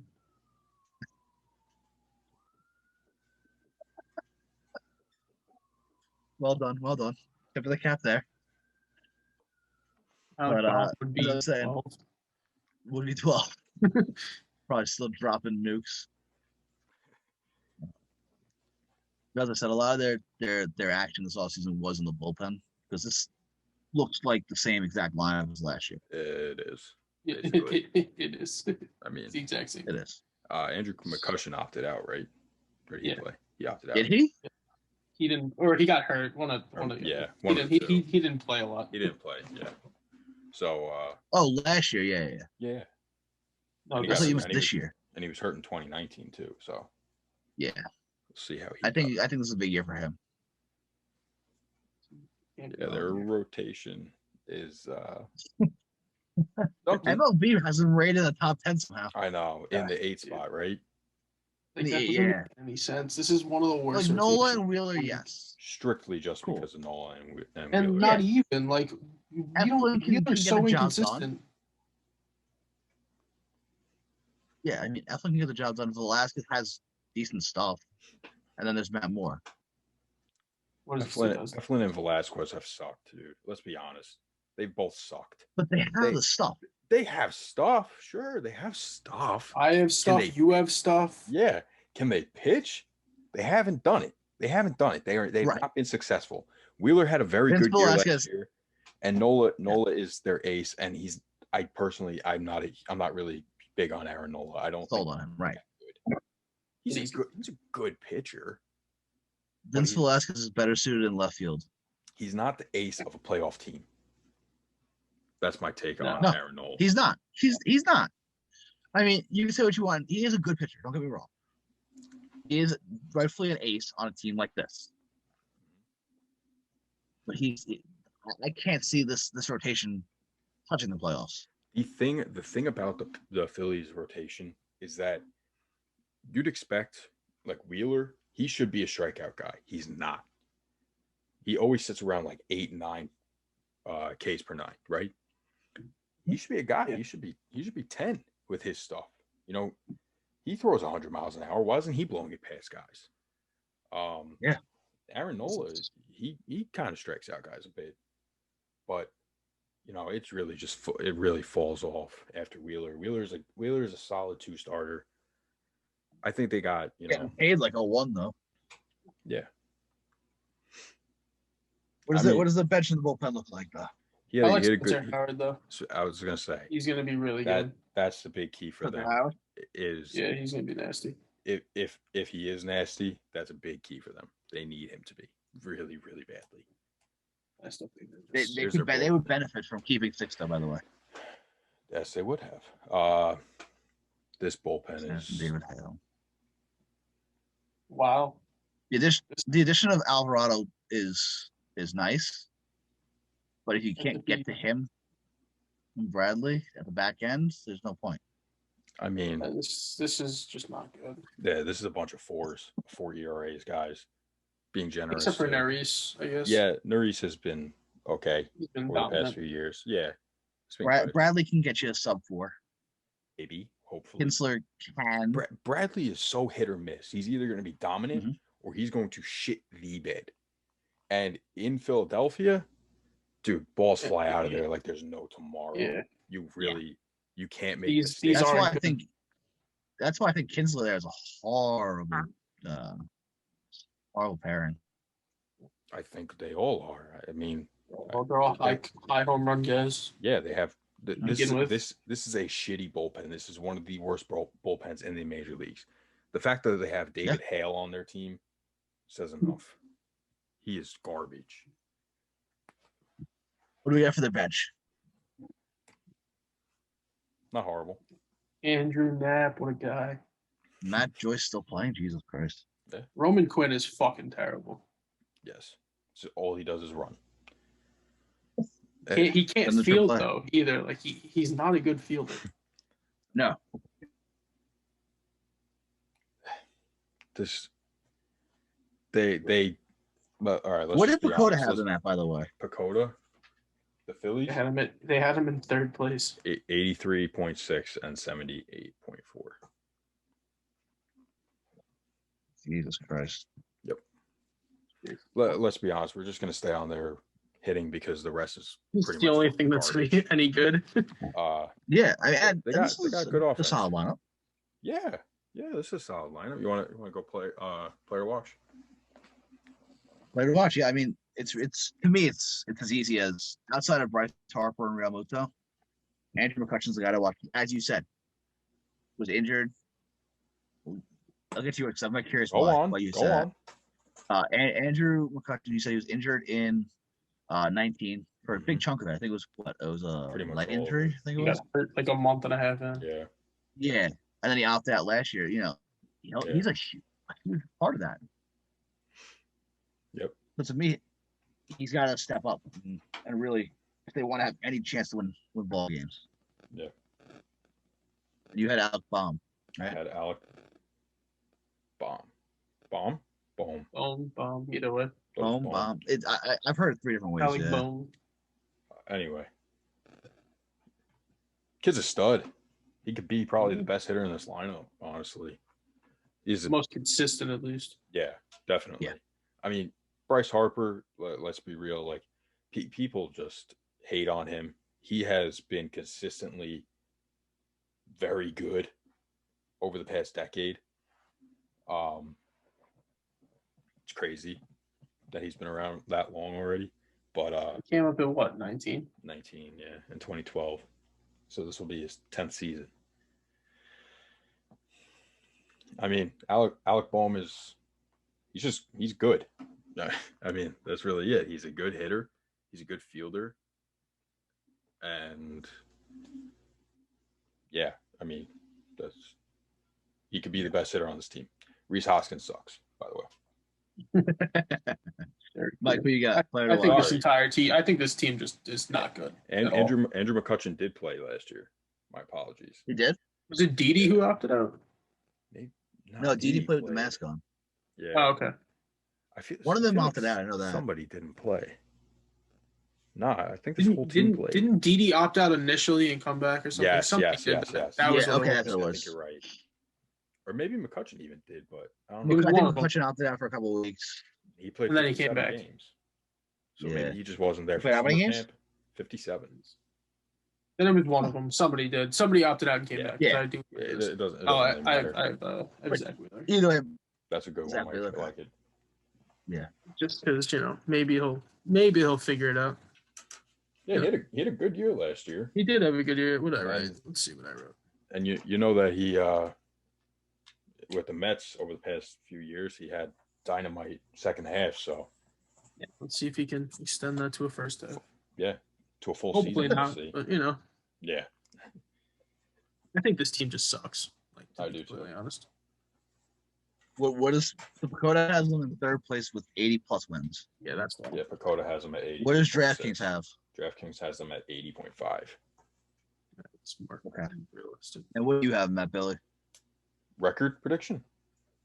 Yeah. 80. Mike? I wanted to go lower, but how much, Max? I was 77. Marlins.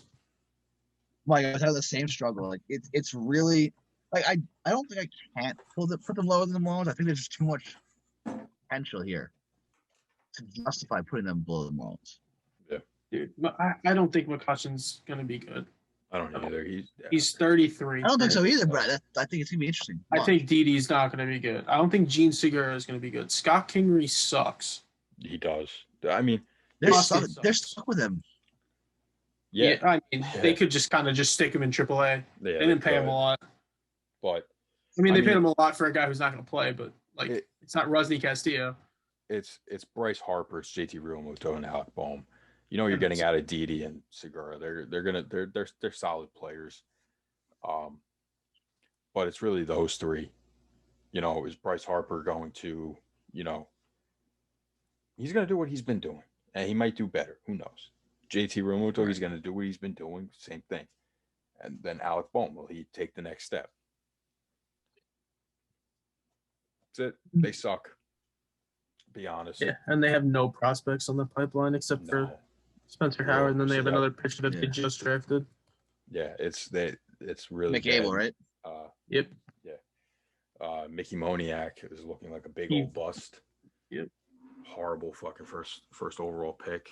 I mean, it's just I hate the Phillies personally, so I don't feel bad for them, but I do feel bad for their fans because you have this lineup, sports town, and then you have these first two guys in the rotation, and maybe Spencer Howard comes up and he does well.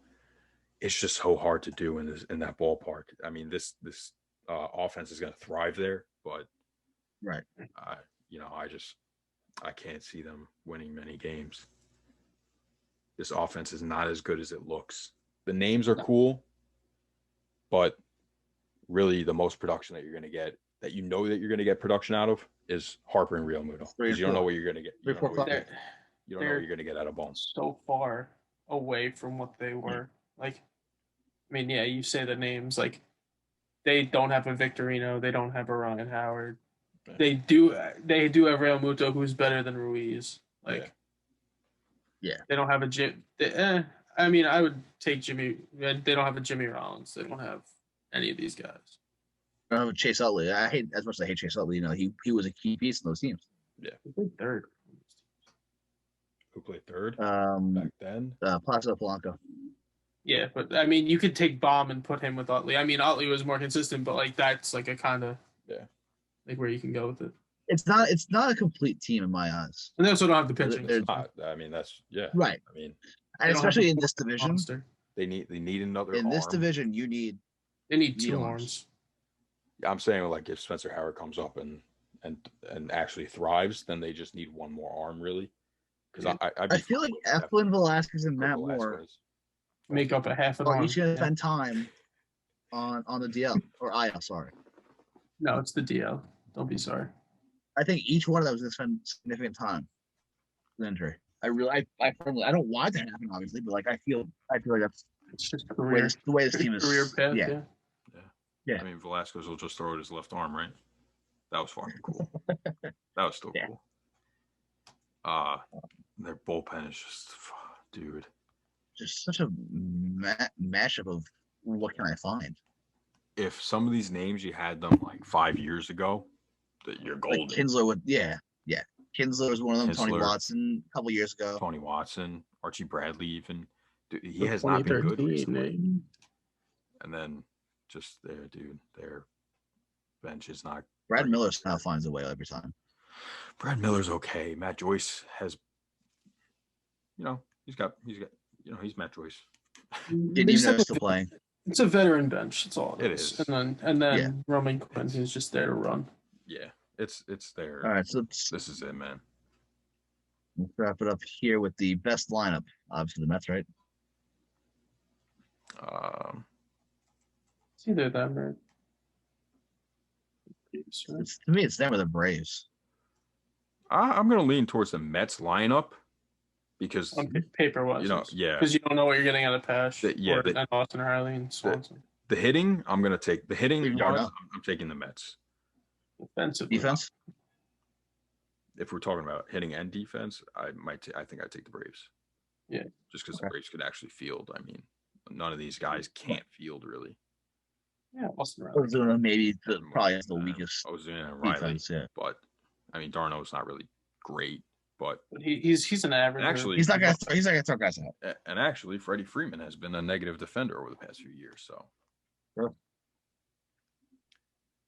I mean, all right. Best rotation. Stupid question. Next question. Yeah.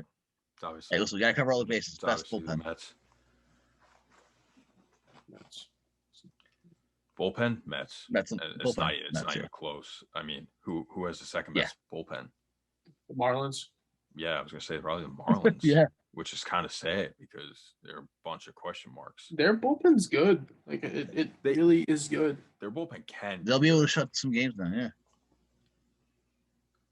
I think the Marlins are going to end up being better than a lot of people think.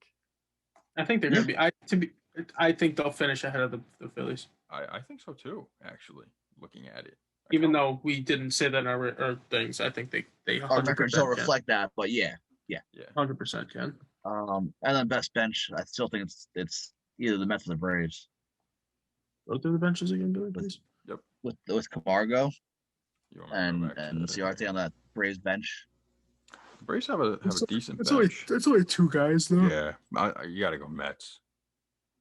Those are two starters. I mean, keep going. Keep going down. That's not a bad one. It's not bad, but I think I take the Mets over this. It's close. Well, over that, yes. Over the Nats, no doubt. Oh, yeah, keep going. Oh, you want Phillies? Did I miss one? Oh no, we did the Braves already. We didn't show the Marlins. He didn't show the Marlins one. That's why. Oh, that was what it was. That's the one. That's the one you're thinking of. Yeah. Love me some Magnus. I think we're going with the Mets. I mean, yeah. We've said it before. We'll say it again. On paper, the Mets are the best team in this division. On paper. Yeah. The Braves always. Baseball isn't played on paper. The Braves are always better, better than they end up being, or they end up being better than they are projected to be. Yeah. So the Marlins, honestly. I mean, the Marlins are always just seen as a laughing stock, but yeah, they made the playoffs. And they won a series. Yeah, and they won the wild card series. Like, and they're not a bad team. You look at this team; it's not bad. Especially if 𝑬dward or Braxton Garrett come up, yep. and they do what they are supposed to do.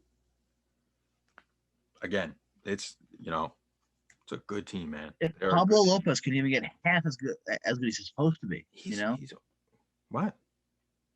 He doesn't have. He doesn't have the numbers to translate to what he can do. I think. What can he do? I think he's a lot better than people give him credit for. Why? I just have a feeling. I don't know. Okay. Just ignore it, Billy. I'll let it go. He just gives up way too many home runs for me. That's the biggest thing. He's got to keep the ball in the ballpark. Wait, how many of their guys that pitched in Single A 2 years ago are on this team? Actually, that's the more important question. Two years ago. Well, the guys who came up from Single A last year that pitched against the Mets every single time. These are like all guys who've been up. I'm just trying to remember that one guy that never pitched past Single A and iced up the Mets. Yeah, I don't remember who that was. All of them? Yeah, pretty much. All right, anything else on here? No. Division winner? I have it as the Braves. Because you have to be the Mets are our 11th best team in baseball. Right. 70-92, right? Barely cracking the top 30. They're 70-92 or they're 90-72. I mean, yeah. Actually, I said that wrong, but whatever. Yeah, that's it. You good on these? Yes, I'm good. Cool. Yeah. Alrighty, it's Brucey time. I kind of want to see Macca's. What he would pick. What, his players to watch and record predictions? No, just record predictions, really. Oh, we could ask him in the chat. Yeah, I'm gonna. All right. What we got? We just got some small notes. I don't need to pull any of that up. Maikel Franco signed with the Orioles today. That was today, right? Yeah. Yes, and 𝒑𝒂𝒅𝒂𝒃 is retired after 15 years. Maybe they have to 𝒂𝒂𝒃, man. I saw Billy earlier. 𝒂𝒂𝒃 has to be one of the most underrated players of our generation. Yeah, how many hits did he have? 2,338, something like that. Yeah, something. Yeah, exactly. 2,300, 20. I mean, he had a very nice career, and I just remember when he was with the Orioles. He was good defensively too. Yeah, he had a cannon arm, dude. That's what I would get in relation to our conversation last week. That would be the jersey I would get in the black. It's a good one. It's a real good one. It has to be super obscure. I have to find the most obscure jerseys. Not Melvin Mora. Nate McLeod. No, I go Felix PA if anything, but no, but back during his time with the Orioles, it was him and Adam Jones. Really, those were. Chris Davis was pretty solid. Machado, that was just a solid squad. That outfield. Yeah, 2012, 2013. They were good. And Matt Wieters. Yeah, Wieters. 2013. Yeah, 2013. Yeah, Max the year. Was that Ubaldo? Was Ubaldo on that team? Yep. Or was that before his time? Yeah, I think that was before Ubaldo. I think it was before. Wait, no, he was 15. Yeah. What did they have on that staff? Ryan Mattis. No. This is after Brian Mattis on that staff. Dylan Bundy. Bundy. Somebody's on the tip of my tongue. There's somebody. There's a big name there. Not a big name, but like somebody that everyone knows. Look it up, man. Somebody. Gosman was there. Who? Gosman. Okay. Let's see. Team pitching. Yeah, just Chris Tillman, Miguel Gonzalez, Jason Hamill, Wei-Yin Chen, Scott Feldman. That pitching staff is so bad. This is 2013. They finished third in the AL East. They got it done though. I know they did. 2014, they won 96 games. There you go. It was Tillman, Chen, Bud Norris, Miguel Gonzalez, Ubaldo Jimenez, Kevin Gosman. There you go. There's Ubaldo. Here's their ready for the bullpen. Yeah. Zach Britton, Darren O'Day, Tommy Hunter, Brian Mattis, Brian Webb, Brad Brock, TJ McFarland, Evan Meek, Andrew Miller. We don't know who these people are. There's a bunch of names there. It's a pretty decent bullpen. Yeah. Yeah. A lot of lefties. No wonder they won 60 or 96 games. What'd you name? 4 lefties? Yeah. Britton. Like Britton, Miller, Mattis. Yeah, at least 3.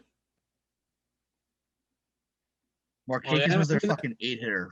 That makes sense, though. 276. There's a lot of lefties in that division during that time. Yeah. Nick Marquez hit 8th more often than not that year. His age 30 season. 276, 342, 386.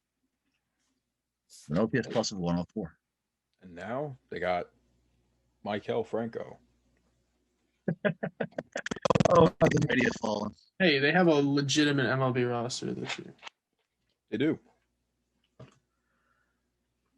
Nick Marquez for a 288 hitter. There's no team this year that has a fake roster. That's true. Right.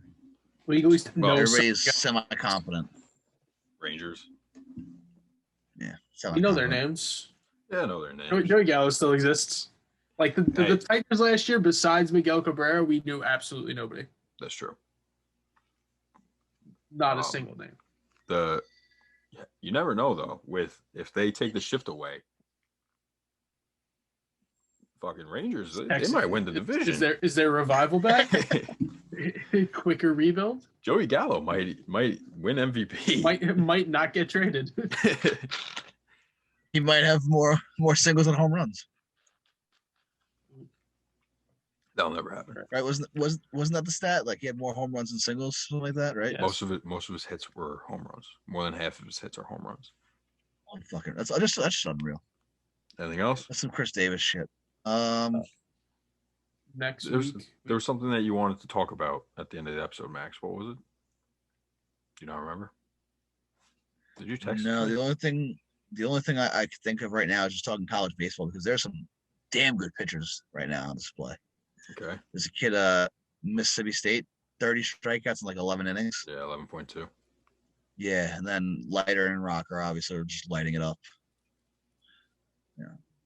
LSU's had a fucking hell of a weekend, 2 straight walk-offs. Why are they taking that long to win the game? Dude, the box scores on these are fucking ridiculous against UTSA. I saw it earlier. Yeah. They're like 13-12 or whatever it was. There's this decent guy I saw. He looked pretty decent on I saw him on pitching ninja. I don't know if you guys heard of him. Kumar Rocker. Never heard of him. Nah, doesn't ring a bell. But yeah, LSU baseball, just unreal what they've done this weekend. It was this 13-inning game. They won 10-9. That was Saturday night, and then today, Sunday, they had a walk-off of like 13-12. Very cool. Yep. Yeah, so got our local. No, Billy, I still don't remember what. That's our local teams. Our Johnnies. No, Jake Lazara. Jake's killing it. Is he? He had a grand slam last weekend. There you go. First career home run. Love to see that for him. Good for him. He's good kid. He has a shot to get drafted next year. He's a good kid too.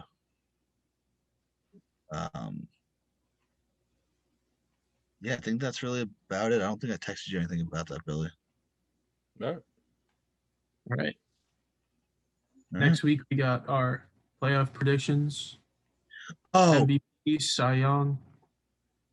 Bauer. That was the only other thing I said to you. Yeah, that's what you said. Oh, he got fined for his fucking uniform again? Yeah. Or whatever it is. Yeah. That sounds about right. Yeah, it's all right. Not much to talk about. He's an idiot who brands himself on Major League uniforms.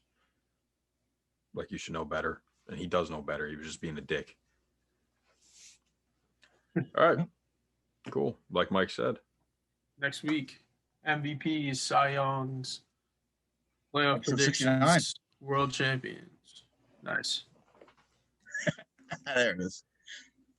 Yeah. All right, fellas. Peace.